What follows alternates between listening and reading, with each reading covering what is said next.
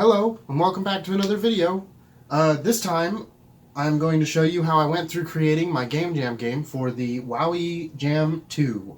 It started on January 17th and went all the way until January 20th. They started at 3 in the morning and ended at 3 in the morning the next day, so it was 3 full days. Unfortunately, I wasn't able to attend the first 20-ish hours or so because I had work and you do what you gotta do. But I was expecting a 2-day game jam anyway, so it didn't matter too much. For this jam, the theme ended up being intentional bugs. And we played around with a couple different ideas. And I ended up not really having a ton that I felt like I was confident that I could do in the time limit. I'm sure that now I'm done with the jam and I kind of know where I ended up, I feel like I could have done some of the other ones, but we were being a little conservative this time because it's the first jam that I've ever done. So we'll get right into showing you how I did stuff. Okay, so I participated in the Wowie Jam. As you can see, I started a little bit late. I had to work that day, and so basically I just spent some off time at work to think of ideas with my friends in Discord. We were going to have my friend Wyatt and my friend Tyler with me, but my friend Tyler came down sick with a cold and couldn't participate much more than the idea process. So as you can see, Wyatt had already started on pixel art. He hasn't really done much pixel art or really any art in the past other than writing. So I was very happy to see that he got pretty excited when he was having some success. This one, we chose this little kind of creature looking thing because it looks kind of like a actual bug and kind of like just like a data chip or something. So we thought that could work. For this, we came up with a whole bunch of different ideas, but the one that finally ended up sticking was almost kind of a bullet hell style game where somebody in the company planted bugs in the code base and you have to plug in and deal with them. So here I was creating the boundaries and spawn locations for where the enemies will be able to spawn. With this project, I started with a lot of dark work. I don't usually do this much dark work. I usually try to get some stuff on the screen faster. So then I created the player stuff. There was the player main is used for health and stuff. And then the player movement I use for all of the movement. I ended up using it for all the actions as well. So when you shoot and when you start shooting and stop shooting, it also is held in there, even though it probably could have used its own class. I also was showing Wyatt a little bit more in that program because he was wondering how to animate things, and he's never really done much art stuff. So then here's this. This is one of the finished ones. It's a bug. It ends up being used for our pulse ring enemy later, where he pulses out of a ring of bullets. So now I made it where bullets can hurt the player in that aspect, I think. So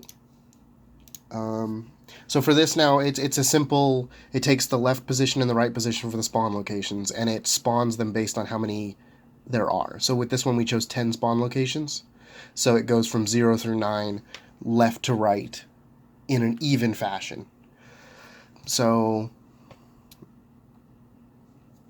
yeah. So now I'm over here tweaking collision. This is the way that I always like to do everything. I set up a bunch of different collision layers, and then each hitbox has a different layer. That way, I can just say, did we collide with something? Yes, okay, do something. As opposed to being like, is this certain object? So then Wyatt made this skull creature. We ended up using him for the roundabout enemy that pulses in a circle. So now I'm adding a new input system. I was using the previous input system just for little debug things here or there, but I used the main one for everything else.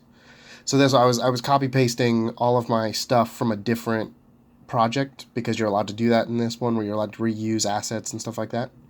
But the biggest problem is you should be careful when you copy paste from other projects, because I couldn't figure out why it wasn't working because I didn't code it all right then and there, so I couldn't remember exactly how everything worked. The new input system is definitely worth the little bit of extra time you spend on it, though, because it makes it so that you can just be like, well, I want you to be able to press E to access this. And it's like, well, what if you want a different keyboard layout? Well, press K, and now they both work. So Wyatt was trying to make a little character. He ended up making what looked more like a little fez instead. It's like a little hat. So I think we're both glad that he didn't stay with that as the main character. I think the little yellow spot there is supposed to be his head. So Yes, now I'm creating the player projectile. I wanted to make it very simple, just where the projectile just shoots straight upwards, and then we can add complexity based on how it spawns in. So it's just a little like needle looking thing, and it just fires straight ahead. I had to do. I added the power level stuff as well now, so that will affect how we spawn them based on how powerful your character is. Of course, we have no way to gain power levels yet, so I have to just manually cheat them in. So for this, I put one in the center, and then if you got a power level greater than that, I put one on either side, and then either side of that, and then either side of that, all the way up to level 4, I think it is.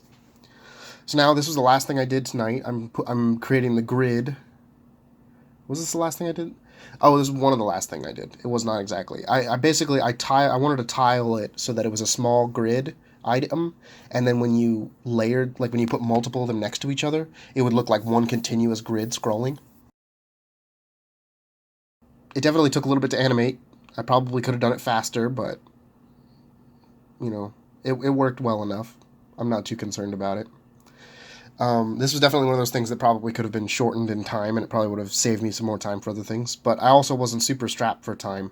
I actually spent quite a bit of time with my girlfriend and out and about and with my family doing a bunch of different things. So this just shows you what you can get done if you practice ahead of time and if you work really hard during the hours that you are working. Like find the hours that work best for you.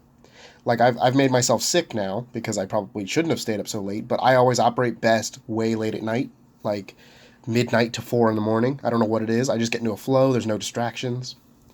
So I'm making it so there's a grid object that spawns the grid pieces in, you know, right next to each other across the board.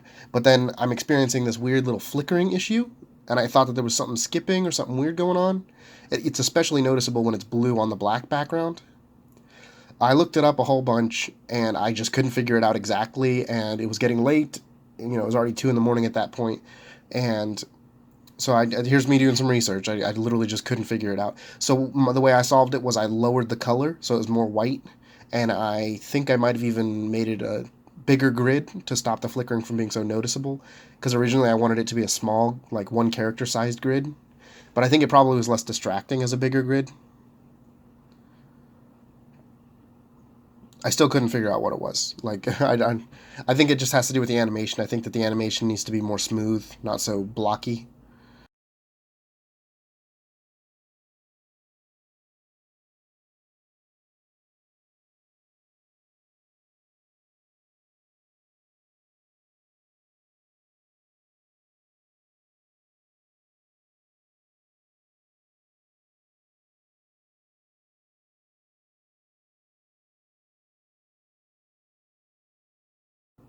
Oh, I think I'm still working on the grid. Jeez, I didn't realize this was such a long section of that night. See, this is exactly what you see when you watch yourself work. You can definitely see all the sections where you just waste a ton of time going down a rabbit hole. With this, for me, it was me going down this rabbit hole, and I think I finally get a grid that I'm okay with by the end of it. But I've already been working on this for that had to have been like 30 minutes already, and this 30 minutes I could have just made it bigger, called it good, and then moved on. So now here I'm just trying to figure out what I'm doing next. I think that I started on creating the enemy. The way that I wanted to create the enemy for this project was I wanted to make it where it was one enemy by default, and then we use the prefab variants feature because I've never used that before. So now I'm creating a scriptable object that has the action name as a string that I can compare to, direction to move, direction to aim, should move in world space or relative space, just a whole bunch of stuff like that. So then I can use those input variables on the object.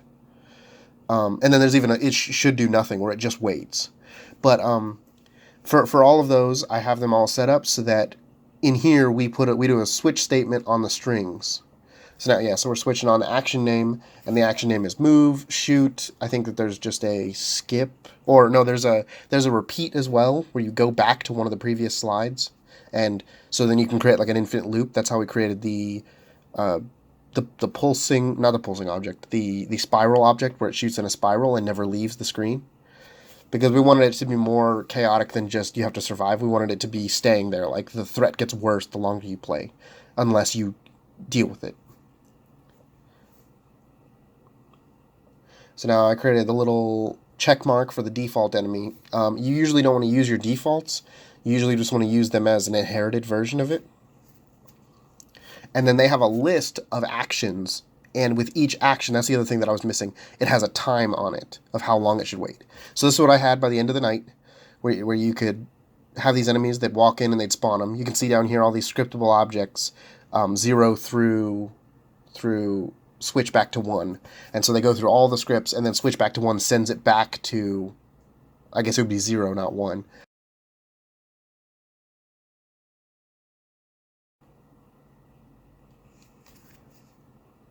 So today I started off by trying to focus on the vertical slice of getting a project that can be shown to somebody from start to finish. So I created a little simple main menu. I updated my Trello board, or our Trello board, for my friend, even though he didn't really end up using it too much. So now I was adding more like actual death features instead of it just debugging a word. Instead, I wanted to make it delete the character and go to the main menu. So there was some issues with deleting the menu, but it finally worked. And then there was also some weird input stuff. I found out I wasn't disabling things, so it was trying to move a character that was already dead. So now there's a level spawner. This one's going to spawn a list of enemies. Well, it's going to have the option to spawn an enemy and to end the round. Those are the two things that it has. They're just attached to an animator, because I wanted to use an animator component to allow a better scripting option with time. So as you can see, it loops through the time, and so if you place down an animation event, then you can make it so it does something. And so for animation events, usually you can only use one parameter at a time. So what we did, yeah, I'm watching a bunch of videos. That's one thing I notice is I waste a lot of time watching stuff. But you can use animation events. Normally you can only use one parameter at a time. So you can say like int or float. But I found out if you use this my event, you can use a float, an int, a string, and something else at the same time. So what we did was I used an int for one and a float that's cast to an int on the other one. See, it's right. So I did it right there. So now I can say what character, what spawn location. And so there's 0, 1, 2 for characters. 0, 1, 2? Yeah, there's 0, 1, 2 for characters. And then there is a certain spawn location, 0 through 9, that can be spawned in at. So it made it very simple to just quickly script enemies in. I tried futilely to make the spiral enemy spin and randomize his shot a little bit, but it didn't really end up working out. I don't know why exactly still. I think it's probably because they were hard-coded into the world coordinates as opposed to local coordinates. Now we have the level handler. So the level spawner can spawn different things while the level's running, and the level handler handles the spawning of when things spawn in. So for with this now, I'm creating the win screen. Currently, I had as continue or give up, which sounded like you lost screen. So later I ended up changing that. But so yeah, now so when you press start, it moves in. That was the spaceship that Wyatt was creating. It was much better than the Fez from earlier.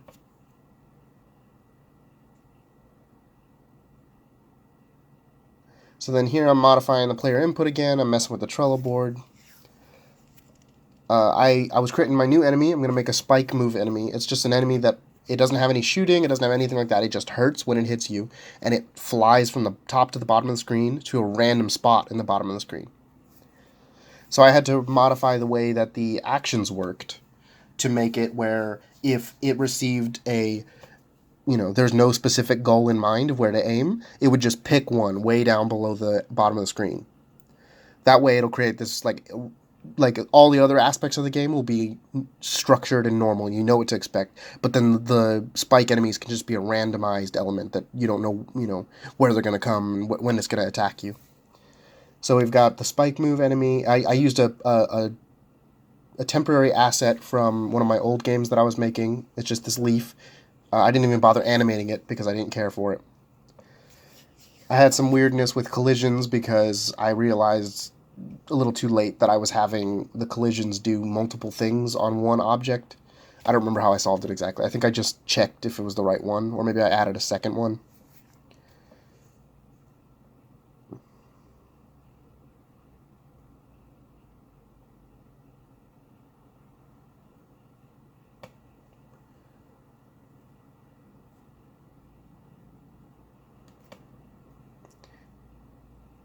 Yeah, so now I'm scripting a couple in. You can see they fly off the screen real quick. I didn't demo this one at all, I should have.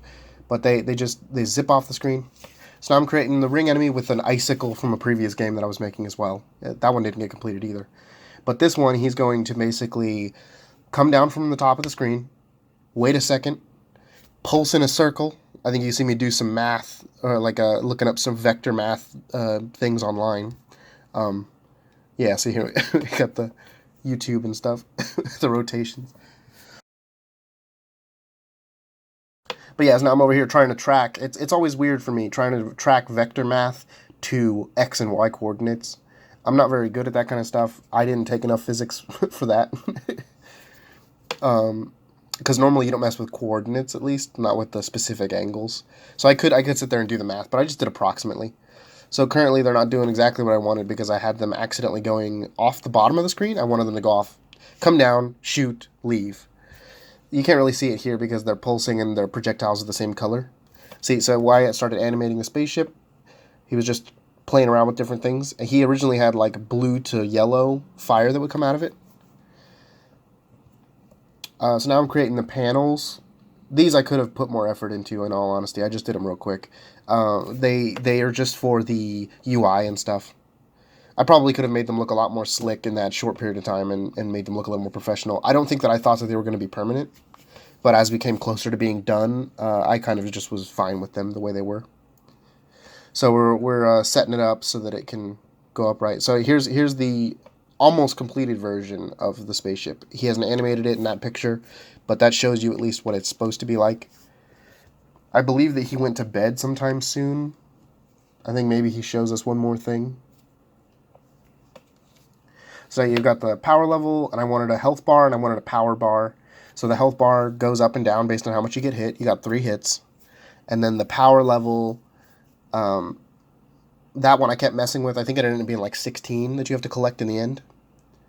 But you get all those, and then it gives you one more power level. So once you get a power level, then you can shoot with 3 bullets, and then can shoot with 5 bullets, and then 7 bullets. So it just makes your damage more and more powerful as you go on.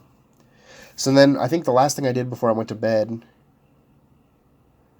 no, this wasn't the last thing either. So I made the player tilt left and right based on how you're flying. I thought that when I got it, if I could get it right, it would look really like immersive as you slip in between all the bullets. So here I am making a better version of the win menu. Now it says next level and main, which is a little more nice. And then I added a lot of particle effects. I don't know where that footage went, but I couldn't find it. So now I'm adding the scene, the camera shake from a different project, because with the rules of this one, you're allowed to use previous assets. This one was a very relaxed one. I could have built it myself, but it saved me, 15, 20 minutes. So with mine, it's additive, so the more explosions are going on within a short period of time, it'll add on and make it even more intense. So you got to use it kind of sparingly sometimes. So I was trying to make the player flash when they got hit. I think I ended up just deciding to go for a particle effect when you get hit instead, because my character was too dark of a color, and when I flashed them red, they just didn't look like they really changed. So as you saw there, just for a little instant, it was the pickup object. That's the thing that gets you a higher power level. Before, when you ended the game, you ended it just by time, and that didn't seem to work very well because some people were slower than others. So instead I added a little flash drive that appears, and when the flash drive appears, if you collect it, it'll take you to the next level.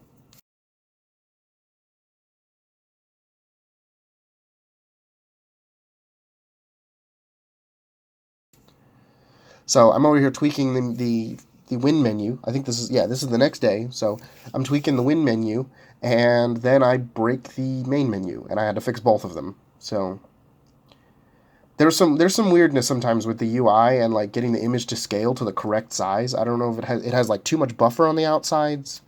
It's pretty annoying, but I think I kind of know how to get it now. So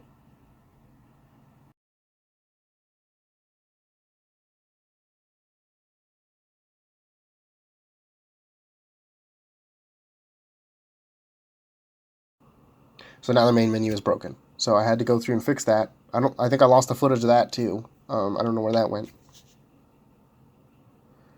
So now I'm taking all of the sound effects that Wyatt made, and I'm putting them into this program to take them back out. He didn't export them right. He didn't know how to do it. I didn't explain it to him well enough. So I had to put them back in and then export them back out. So then I'm here in Audacity and I'm normalizing the audio, because one thing I've noticed is when you create stuff in BFXR or SFXR, some are really loud and some are really quiet. So if you can just normalize them all to the same level and then save them again, that helps out a lot when it comes to making the audio effects sound really good. If I would have had more time, since I was running out of time this day, I didn't get to work on it as much, and the deadline's approaching closely, and we're not even, like, there's no game yet. It's just the stuff. Like, there's no content. There's only polish right now. So I made a sound object, and then I prefab variant all the different sounds, and so they spawn in, and then they have a thing on them that waits like a half a second or a second, and then deletes the object. So now I'm here creating music. Oh yeah, that's what I was saying. If you want to create good audio that's 8-bit, make a lot of different sounds and layer a couple of them, like bassier ones and higher pitched ones. A lot of times with those, I noticed that they're a lot of bass or a lot of high pitched and nothing in between. And so if you can kind of middleman it and make it a more full sound, it sounds better, even though it might not be true 8-bit. So then I added a music object. It's got a couple different songs. I was going through my list of songs that I make every day and trying to find some that fit really well. So now I'm uploading a version of the project for Wyatt to test, because he was kind of like my beta tester during all of this. He ended up telling me that the audio was a little too loud, so I was over there trying to do fractions to try to figure out how much to lower it. So I ended up just lowering it quite a bit, and it still wasn't enough. Because like with my speakers, I have like 4 different ways to modify how loud my computer is.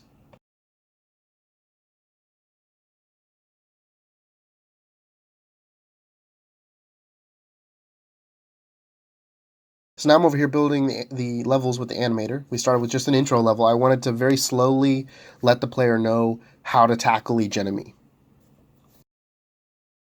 I knew we weren't going to have enough time for like an in-depth tutorial, so instead I figured that we'd introduce each enemy one by one, gradually getting harder and meshing with the previous enemies. So this one we show 1, and then we show 2, then we show the spikes, then we show the spikes with the main guys, then we show a lot of the spikes.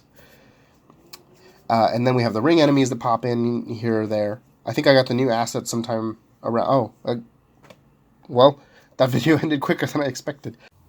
Yeah, so that ended abruptly. I ran out of footage. The way that I'm recording right now is just not working. I end up having to go through like 10 to 15 hours of footage of just me doing work at my desk. So I need to record with more intention, and it'll speed up the process. I've changed my schedule a little bit. I'm doing Friday uploads for general game dev and Monday for Devlog specific stuff. I also got myself a tripod. Before I was just using this stupid little thing stuck to the back of my computer. It was not working very well, and it looked like there was an earthquake going on anytime that I bumped my desk.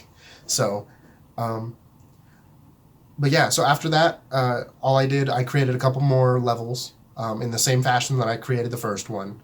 Then I set them up to spawn 0 through 2, and then I balanced the pickup rate a little bit more so that it was a little more fair, but at the same time not too easy right away. I wanted it to be fun later, like just as much as when you start at the beginning and you don't know what's going on. So I did that, and then I posted it up, and I made the page look nice. If you'd like to play it, I'd appreciate it if you go and play it. It's on itch.io. I'll have the link in the description. So if you like that video, I'd appreciate it if you'd hit subscribe. It helps me out. We'll be doing this for at least another year.